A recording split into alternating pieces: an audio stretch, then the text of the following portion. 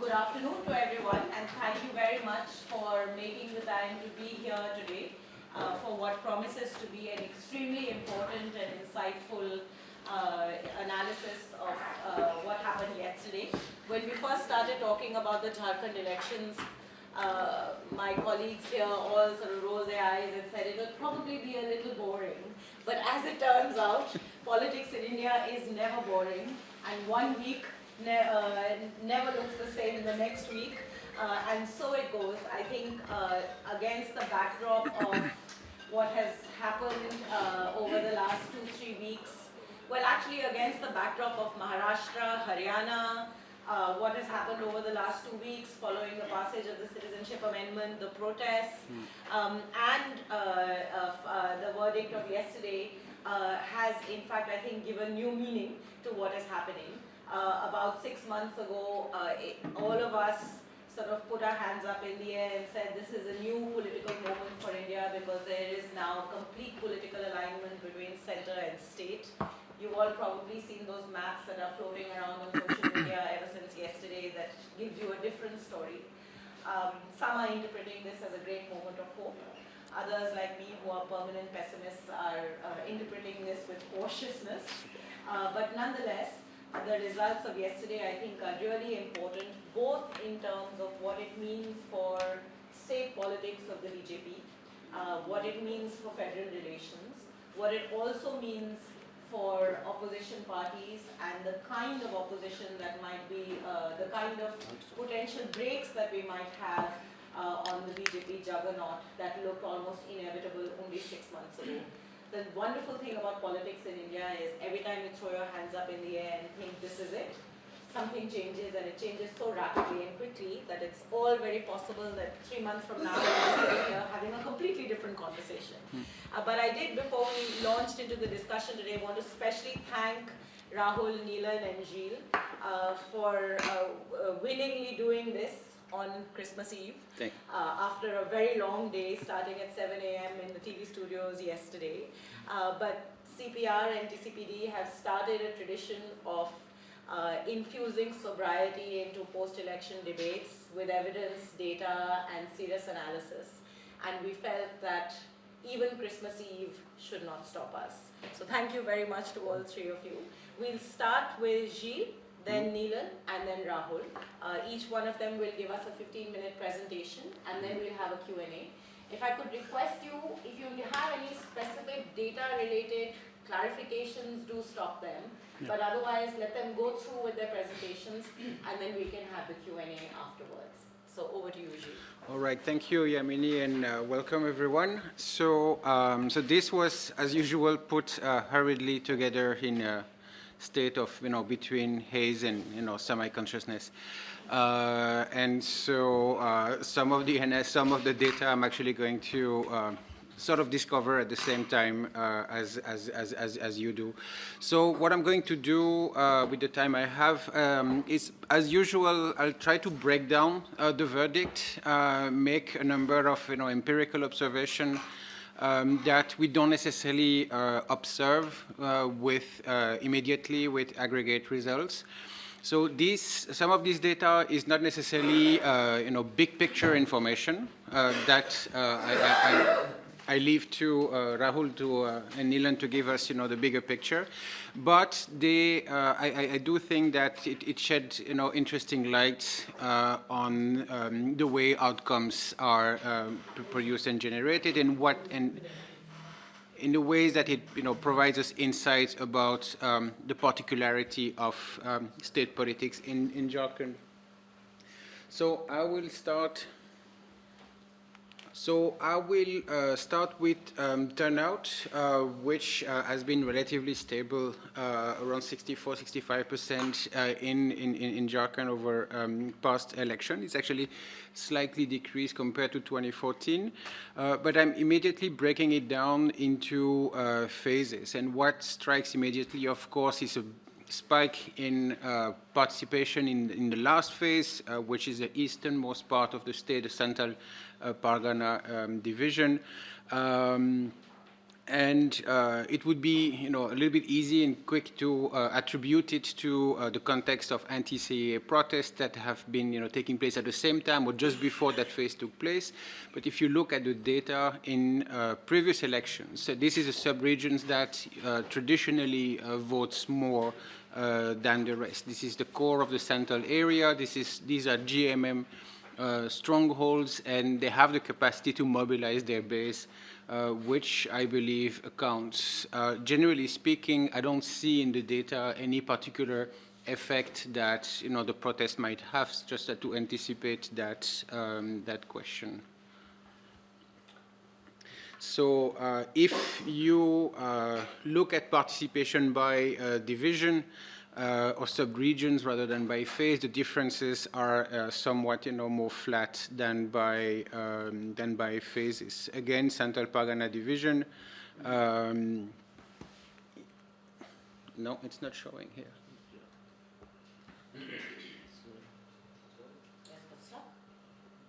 Yeah.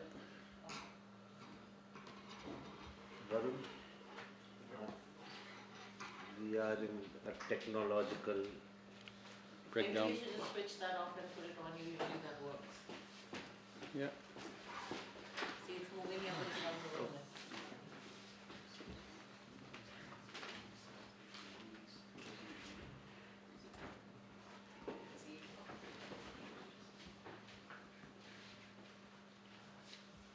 Are you okay with using this instead? Or Yeah. maybe just close the format back up. Yeah.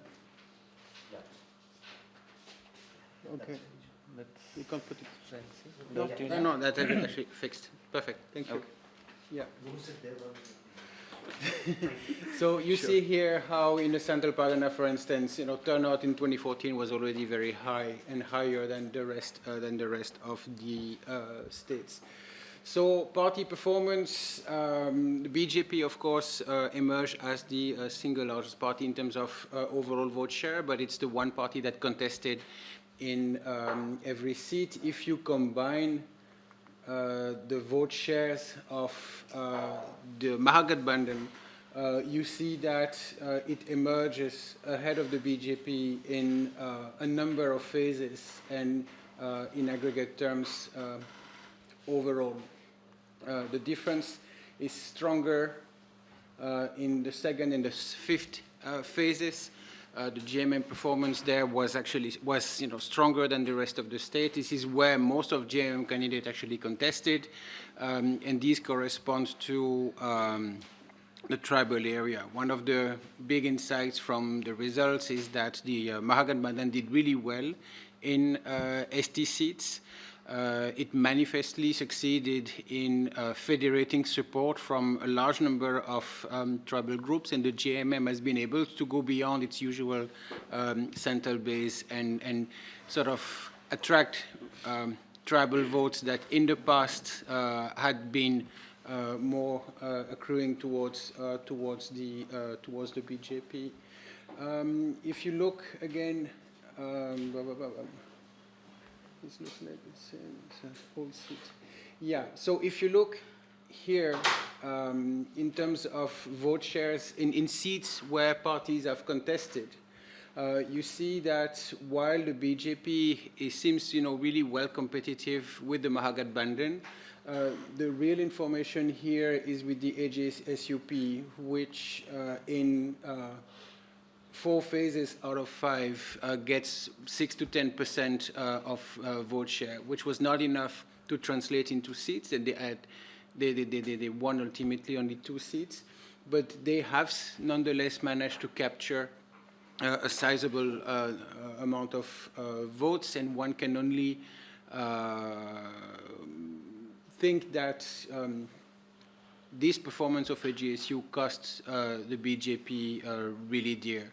So poor pre-electoral alliance choices, the choice of going alone by the BJP manifestly cost it the election among other factors. If you look in terms of strike rate, Nilanjan, do you speak about strike rates? Okay, so let me skip about that. But what the overall picture that it draws is that the Congress, as usual, is a weaker partner in a coalition, in an alliance, but the fact that the Congress contested fewer seats, much fewer seats than the JMM sort of attenuated that effect. So even though the Congress was a weaker partner, it did not harm its allied partner as much as it did in previous elections. One can think about UP or even recently Maharashtra and Tamil Nadu. Right. So something that Nilan and I were observing yesterday about Jharkhand politics is that there's usually a high number of seats that are really closely won or closely fought, and this time was no exception. I mean, roughly half the seats have victory margins below 10%, and 7 seats below 2%, 9 seats below between 2 and 5%. And when you consider that this is a small assembly, barely 81 seats, the majority mark is at 41, even these 7 closely fought seats could have very easily gone the other way, which could have flipped the result. So it's always sobering to remember that victories are built on very small numbers. And that we should not, rush too quickly into grand conclusions about the meaning of the mandate, about, interpreting the results in terms of sweep or major victory of setbacks. I mean, it's always good to remember that small numbers actually can make quite a lot of difference. The number of first-time contestant sorry, it's not first-time contestant is first-time elected, has actually greatly reduced. So what I'm going to do now is to show you a series of data that shows that even if you have a lot of volatility in Jharkhand politics, parties' performance vary through time, a lot of seats change hands. There are also factors of stabilization. One of them over time is that you see more and more MLAs onto their seats, while in most states you see that individual incumbency is very low, in the sense that there is a very high turnover of representative. That's a phenomenon that's diminishing in Jharkhand politics. So you have a fairly good number of MLAs who are serving a second or a third term, which provides to its politics a little bit of stability. If you look at the ratio of rerunning incumbent, it's fairly high. Most states you would have approximately half of the incumbents recontesting. This is much higher in the case of Jharkhand. And their chance of winning actually have also improved over time, which tells you that regardless of party performance, you still have local factors produce quite a bit of stability, more so than states that we have observed in recent elections. So now I couldn't put a chart because it's actually too many lines, and in a chart in a graph it looks quite bad. But the point I'd like to make here, another factor of stabilization is that representational patterns in Jharkhand are quite stable and also quite dispersed. Most states in the Hindi belt, you see a phenomenon of concentration of powers within the hands of particular groups who may be dominant groups. Think about, dominant OBCs in UP or Bihar, the preponderant weight of upper caste in Hindi belt politics and so forth. Jharkhand is actually very different, owing probably to its diversity, owing to the spatial distribution of, the demography of caste and communities. You don't see any particular group holding a preponderant place in the state politics. What you have instead is a multiplication of phenomenon of local dominance of a large number of groups. And so when you look at the number, so if you look at the number through time, for example, representations of Kurmis is fairly stable over time. representation of Santals is very stable, it's quite stable over time. Same for Orang, same for Mundas, same for the host, the four main tribal groups. Only Rajputs have actually declined quite significantly, but otherwise those numbers don't give you an idea that you have a lot of volatility in terms of representation. So now what I found interesting is that if you look at the number of candidates put up by the three main parties and the number of MLAs, the number of groups represented within those groups is very, very large. So among the 78 or 79 candidates of the BJP, they belong to 28 different castes and communities. 18 for 43 for the JMM, 17 for 31. If you look at the MLAs of the Congress, they win 16 MLAs, they belong to 13 different groups. And those ratios are equally high for other parties. It's yet another confirmation that identity politics is profoundly localized, very often at the constituency level, and in the case of a few more important groups like the Santals, Mundas, Orans, and so forth, or the Yadavs, in particular sub-regions or even smaller entities than that. So this is not very clear, but it's to give you an idea, caste and representation among the candidates of the main parties, and you see that for the BJP there's a wide distribution of Bengali itself in Jharkhand it is. I mean, it's partly self-declared, right? And so you see across party, you see that fairly grand diversity of representation of various groups, which is unusual, at least in North Indian politics. Two exceptions among the HSUP, the overrepresentation of Kurmis, but this party is really a Kurmi outfit that doesn't declare that name. And among the BJP, they've distributed a large number of tickets to small OBC groups, which is part of a strategy of demonstration of inclusiveness, etc. But otherwise, in terms of representation of MLAs, you see that a large number of groups have 1, 2 MLAs, and very few groups, barring maybe the Santals or the Kurmis, have actually more than a few. And so I'm by no means an expert on Jharkhand politics. I merely observe what and try to read what the data says. But it's interesting that those identity factors seems to be far more local than what we make them to be in everyday political discourse. If you plot the caste of the winner on a map, and if you look at maps through the years, I'm only showing 2019 on the right and 2014, you see that by and large these maps are fairly identical. I mean, you see that clusters remains Santals here, Hos, Mundas, Orans.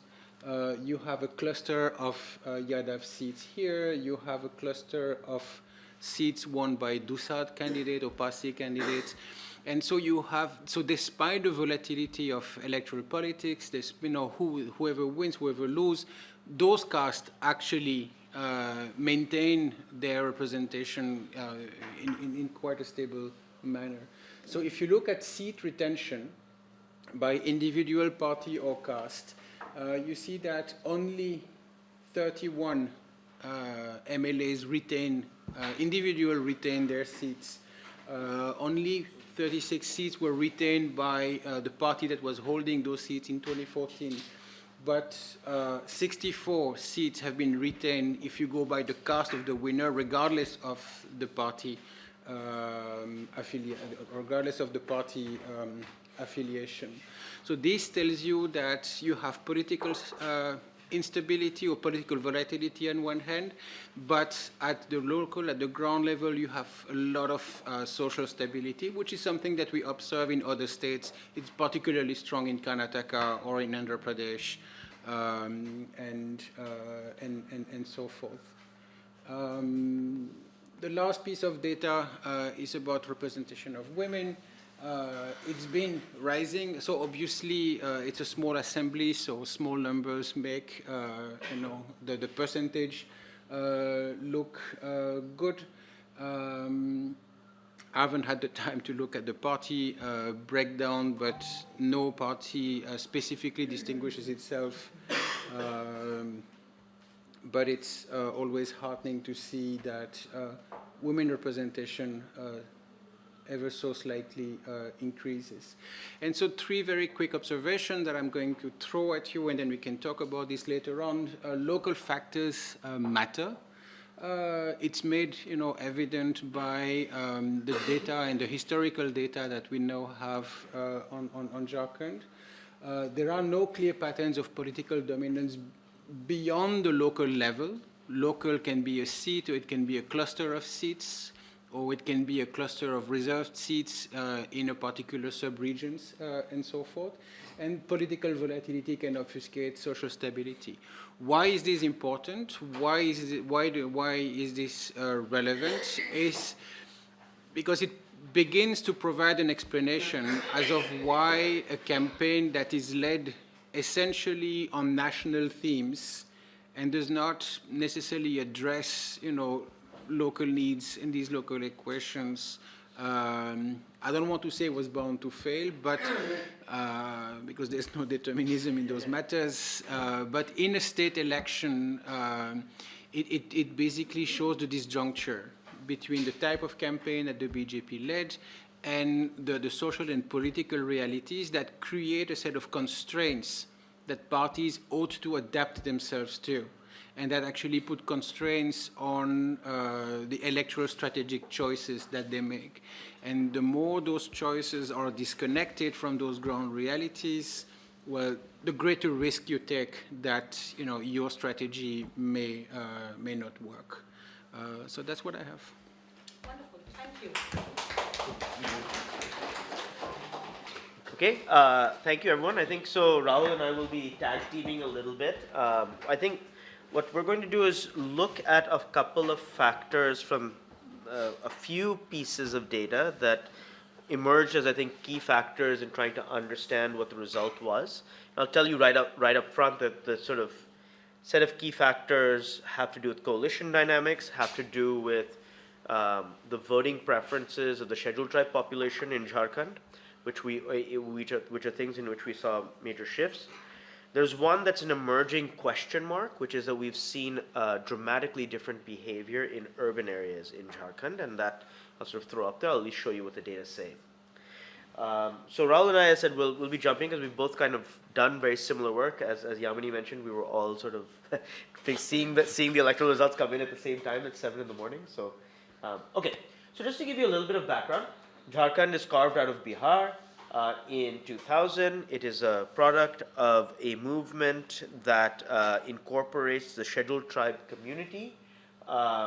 It consists of 81 assembly constituencies, 14 Lok Sabha seats, and those 81 constituencies, just to be a bit clear, because tribal areas tend to be a little more spread out, the areas themselves are actually much more sparsely populated. So we're looking at assembly constituencies that are around 1.5 lakh voters rather than 2 lakh voters. It actually makes a huge difference in the electoral volatility you see in the margins and so on. And Gilles talk briefly about that. Some recent history, because it's been a new state, because there's so many different demographic issues to deal with and various social movements and parties, Jharkhand has been racked by a lot of political instability in recent years.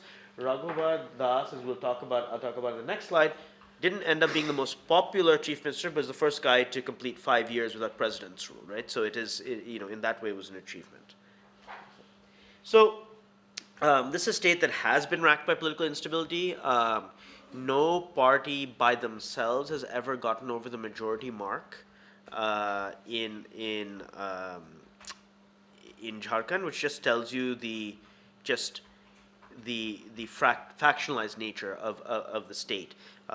You would have seen that Gilles was mentioning the 4 major parties, AJSU, the All Jharkhand Student Union, BJP, Congress, and the JMM, the Jharkhand Mukti Morcha. Yeah. So more than a quarter of the population is from the tribal community. The three major groups that we tend to think about, although there are many, are the Mundas, the Orang, and the Santals, and they have certain geographic specificity within the state. Now, just a little bit on what had happened over the last several years and what was the sort of local factor that was very much in play. So the BJP government in Jharkhand had proposed changes to the Chota Nagpur Tenancy Act and the Santal Parganas Tenancy Act. These were two acts about lands in tribal areas and who can and how land is to be acquired. Broadly, the proposed changes were to make land acquisition easier for outside businesses and persons, the outside meaning outside the scheduled tribe communities for which they're meant. It led to a lot of upheaval, a lot of protest, and a lot of anger in scheduled tribe areas, and that's something that we see was probably There was a movement, Pathalgari movement, which saw a lot of uprising in some parts of Jharkhand. Yeah. So one of the larger national stories that's emerging, especially after the 2019 national election, is that the BJP now as a dominant national party has sought to renegotiate terms with its state partners. And a lot of the state partners have become very angry. We saw this most recently in Maharashtra, where Shiv Sena literally, after winning the election with the BJP, broke its alliance and joined forces with the opposition to be able to form government, right? And this is one out of many cases that we're seeing of this sort of renegotiation. So one of the sort of interesting things from the standpoint of thinking about coalition dynamics is that if you are a junior partner with a party that's dominant like the BJP at the state level, how do you increase your bargaining power vis-a-vis the BJP? Right now, it seems like the dominant strategy is to show your electoral worth. So we'll talk about the AJSU also showed its electoral worth a little bit to the BJP in this election. And on the other side, the JMM and the Congress had gotten into a huge fight after the 2014 national election. They joined forces again, and they brought Lalu's party, the RJD, to form a coalition three ways. So, you want to talk a little bit? So basically this graph captures the BJP's vote share for last 4 election cycle, and this is just to point out something that BJP always does better during Lok Sabha elections. So the blue bar represents the Lok Sabha election, and mostly assembly elections have happened after 6 to 8 months, and BJP in previous elections also have been losing 8 to 10 percentage points. So in 2019, BJP had crossed 50% mark. There was an expectation of BJP losing vote share, and the question was how much. So in previous election, it was restricted to 8 to 10 percentage points. This time, BJP lost 17 percentage points of votes. So this is just an overall map, and I'm going to point out a few things. So what this is looking at on the right side is the last state election, the 2014 assembly results, and the national election, which is broken down by assembly segment, which is something we can get from the Election Commission. So what you will see emerging in 2014 and shows up to a much greater extent in this election is that this is the area that we call the Santal Parganas. This is where the Santal population is heavy. And the JMM had built a strong base among the Santal community. You will see there are many other non-Santali areas actually in that region.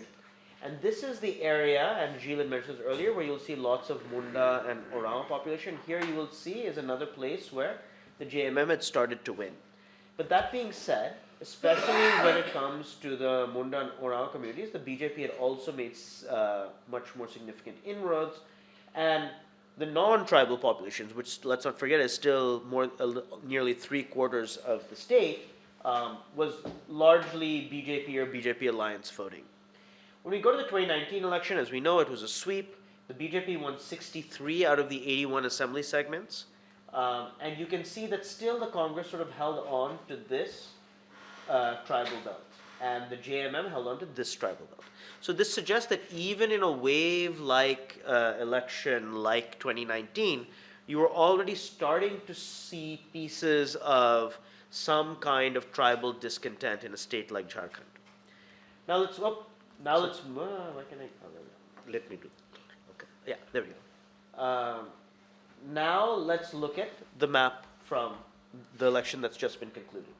You see that a significantly larger portion of this very tribal area has now been taken over by Congress in the blue, JMM in the green, and the BJP has been reduced to very, very few seats, right? And you can see that JMM has increased its footprint in the Santhal Parganas and some area around Dhanbad. The BJP has still held the sort of northwest corner of the state, which is actually where there's a larger Dalit population. We call them the sort of SC areas. Interestingly, the BJP actually does a little bit better in SC areas this time than it has in the past. So just to explain you the Jharkhand map, this is Palamu division, which went into phase 1.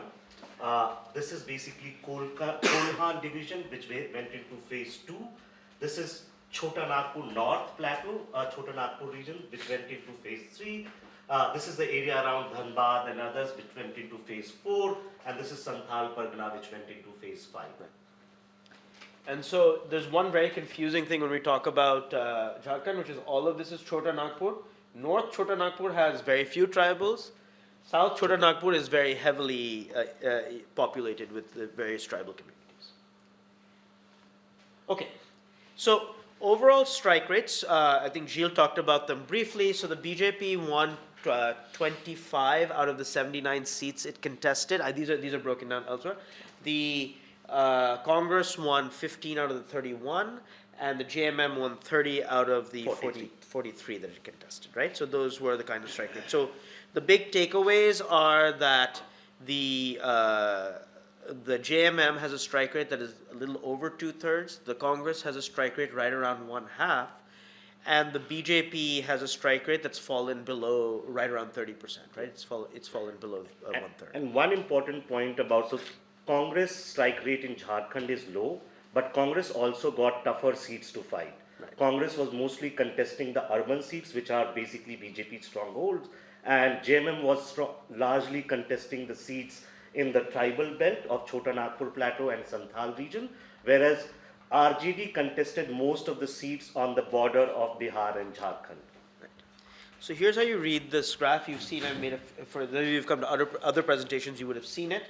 Here's the party in question, and here's its strike rate against its opponent. So the BJP's strike rate against the Congress was 41%. The BJP's strike rate against the JMM was a paltry 10%, right? Which means that when the BJP and the JMM were in head-to-head competition, the JMM won 90% of the time. When the Congress and the BJP were in head-to-head competition, the Congress won about 3/5 of the time, right? So there were 30 total constituencies in which the JMM and the BJP competed, and JMM won 27. And there were 22 total constituencies that the Congress and the BJP went head-to-head, and I believe the Congress won 13 of them. So that's sort of how those numbers break down. Okay. We talked a little bit about phase-wise results already. Yeah. The important thing to remember about phases is that basically 4 and 5 held after the protests that were taking place on NRC and CAA. And there was suggestion in the TV studio yesterday that this might be a backlash against BJP on the CAA NRC thing. But it doesn't seem like that. In fact, in phase 5, BJP's vote share increased by a small percentage point, which is, and this is much more important given phase 5 was happening in Santhal Pargana region, which is very, very like stronghold of JMM. So, like, I don't want to read too much into that data. In fact, it suggests if there was any effect, it was a polarization of another kind. Yeah, that's it. We actually explicitly showed this. So, you want to say something like of the victory? So basically, most seats are sort of like closely contested, and JMM, both BJP and JMM won a large portion of seats with a very, very close margin. all right. So we're going. So I said that the key factors, and you can tell from the discussion we've had, to think about is how the BJP performed vis-a-vis the alliance, the Mahagathbandhan, in scheduled tribe areas. That's the main demographic come out in this data.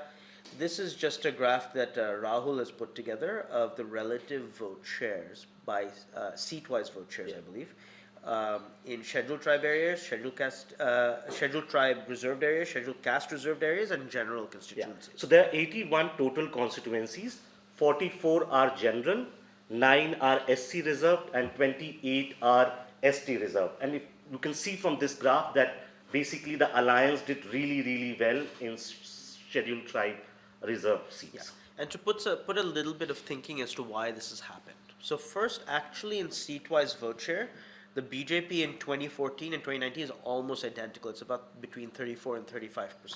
So it's not that it somehow lost across the board. But remember that its key alliance partner is this party that AJSU, which I said they broke ties with. AJSU is a party that is popular among the Kurmi community in Jharkhand, whereas both Congress and JMM have been very popular among various scheduled tribe communities. So the fact that they had been fighting, this has sort of been a classic Congress problem in the past, to not want to go with junior regional partners, or even in this case major regional partners, meant that they were essentially often splitting the scheduled tribe vote at the constituency level. And there's no counter within the BJP, given that its previous allies are not really a party that's popular among the scheduled tribe communities. So what essentially happened when the JMM and the Congress put an alliance together is that there was a seamless transfer of scheduled tribe vote bases between the JMM and the Congress, which is what explains that spike in vote share. So this is, I'll let you explain. This is basically again a graph which, so these are the districts, and basically lower down the order you go, it has more scheduled tribe population, and basically the green bar suggests that proportion of seats won by JMM in that particular district. So this graph basically tells you that in scheduled tribe populated districts, JMM was more likely to win the seat. Okay, so this is so these are curves from a logic regression, but what I'm essentially doing is modeling the BJP strike rate as a function of the percentage of scheduled tribe population in the assembly constituency. Now, unfortunately the blue's not showing too well here, but this lighter blue, this line above here, is the 2014 assembly election data, and this darker one curve is the 2019 data.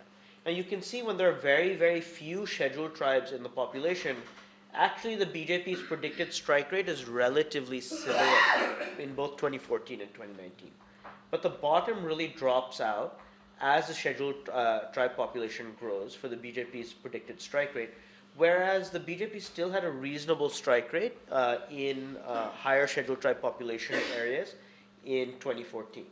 This gap in strike rates is somewhere on the order of 30 to 40 percentage points once you hit more, a majority scheduled tribe area.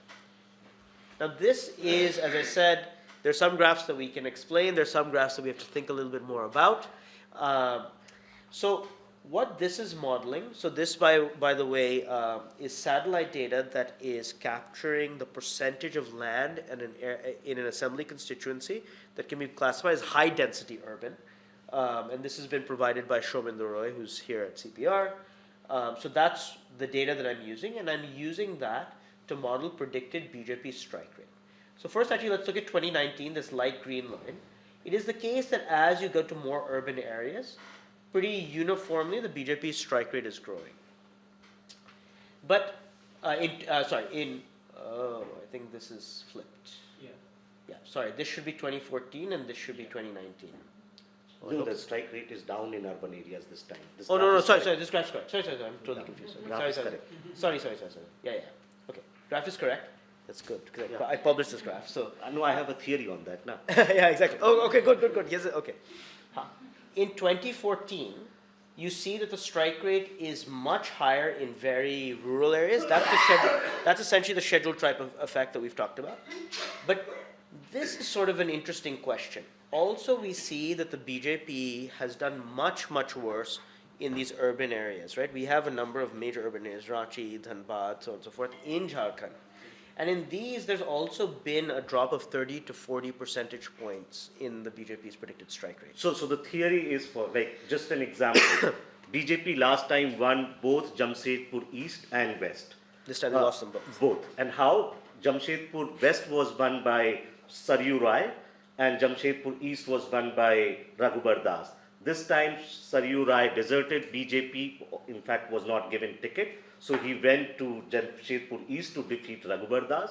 So BJP lost Jamshedpur East and also West. Similarly, what is happening, Neelan, is that most of these ST populated districts also have these urban towns, and that's why we are basically seeing this correlation. And in some ways, I think what is happening that this is a urban middle class backlash against BJP due to sluggish economy. But that's the theory we need to test it. That's the one, yeah. So, but it's interesting that it's showing up in a place like Jharkhand. But one thing to sort of think about is these old company towns are really in really bad shape in Jharkhand, right? So if there's one place where that anger is going to manifest first, it might be in a place like that in Jharkhand. Okay, just quickly you want to describe? No. Go ahead.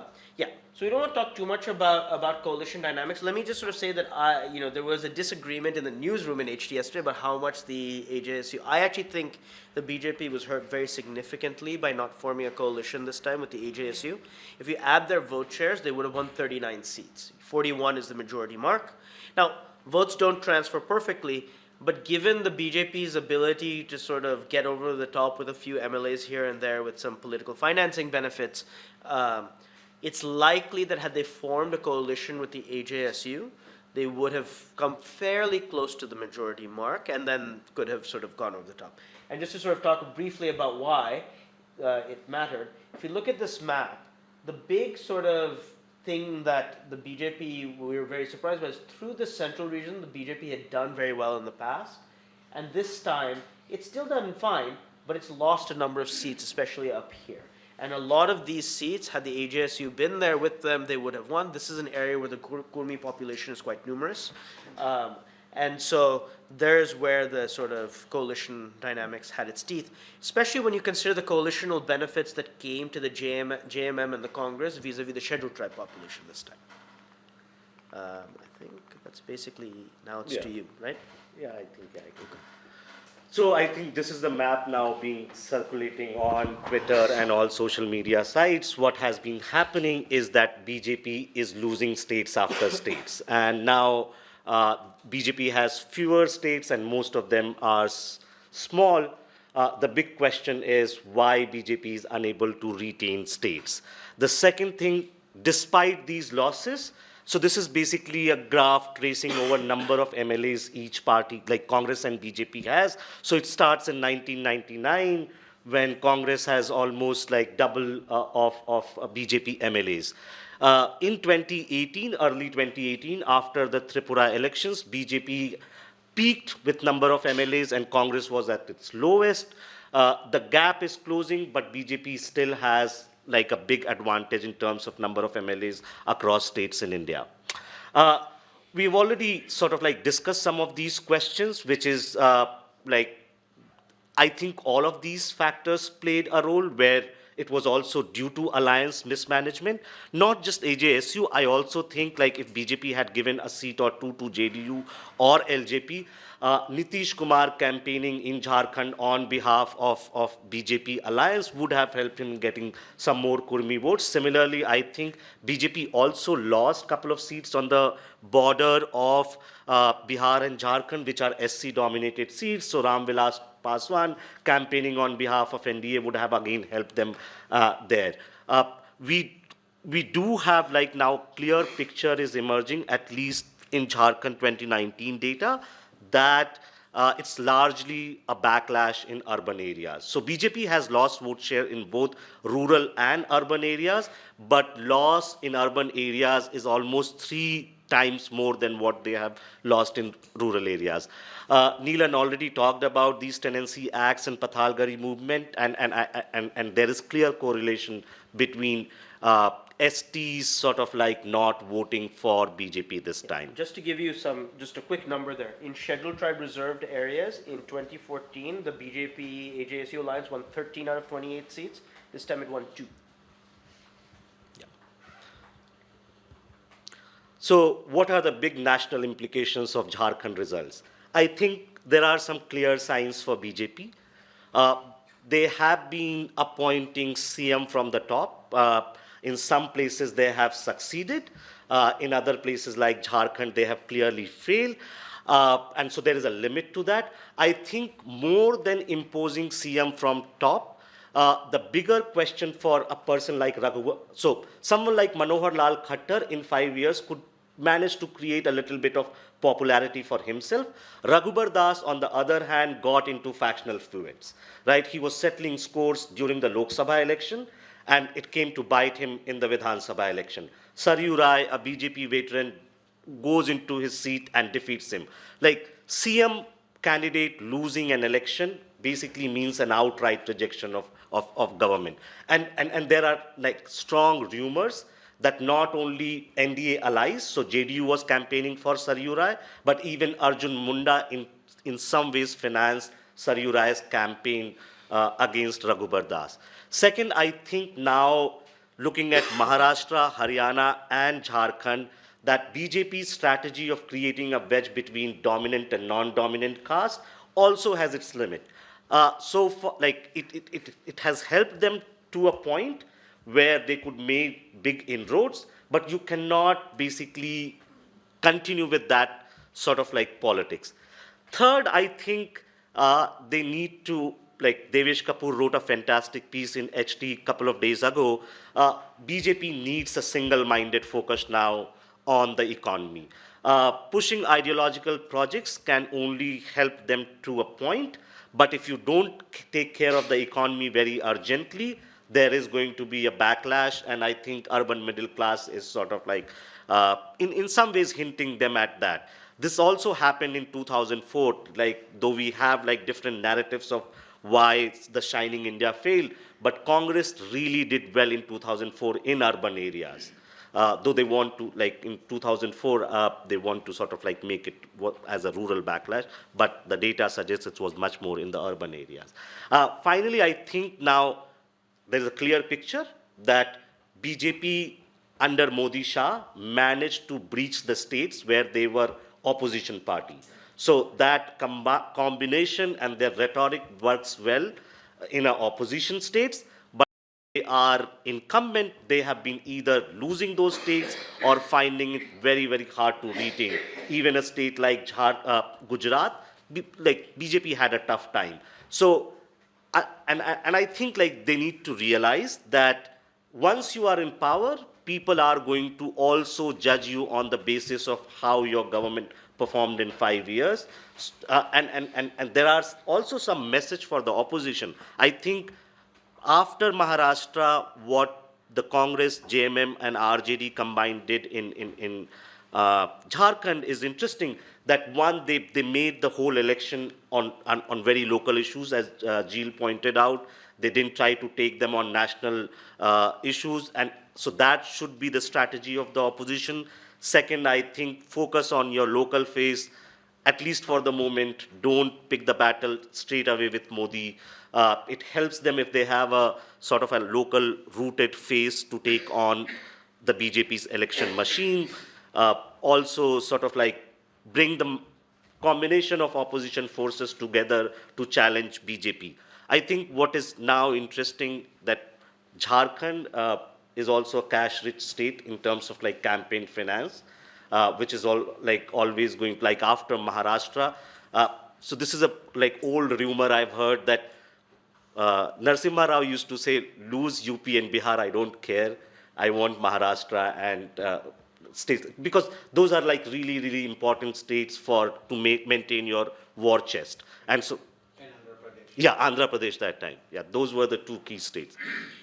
But I think there is a like bigger question about opposition and Congress, and something Yamini and I was talking about long time. So these electoral victories are going to bring momentary respite.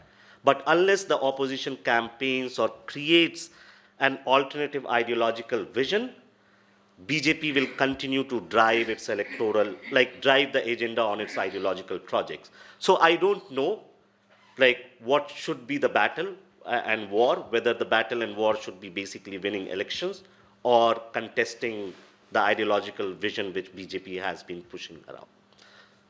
That is all. Thank you. We are happy to answer your questions.